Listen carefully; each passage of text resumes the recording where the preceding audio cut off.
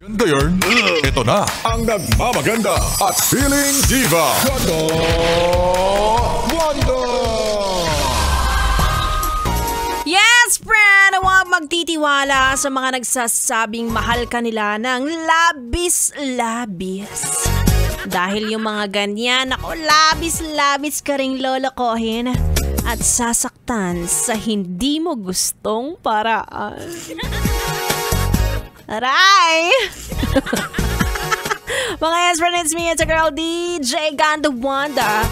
Kasama yun na dito sa 101.1 Yes FM. At sabi nga ng mga nakakatanda, lahat ng sobra ay masama.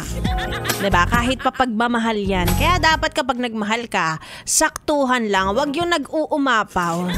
Diba? Hindi yung parang patay na patay ka kahit buhay ka pa. Kasi baka hindi tunay na pagmamahal yan, di ba? Imbis na relationship, ownership ang ibigay mo. Ownership! Di ba? Tandaan nyo na sa paghahanap ng jowa, partner ang kailangan mo. Hindi yung hahanap ka ng taong makakasama. Masunod lang lahat ng gusto mo. Kilala kita. Di ba? Napakaseloso mo. Hindi na nakakakilos yung jowa mo sa'yo. Ganon. Hindi pwede yun, hoy. Tsaka nagjowa ka ng maganda, tapos magtataka ka kung bakit maraming lumalapit sa kanya. Diba? Kaya saktuhan lang. Mahal mo siya, pero dapat may sarili pa rin siyang oras para sa sarili niya. Ganon. Matuto kang balansin. At kung ikaw naman yung tao na nasa isang controlling na relationship, ay nako, tigil-tigilan mo yan. Sinusunod mo lahat ng utos ng jowa mo, tapos utos ng magulang mo, sinusuway mo. Ay nako.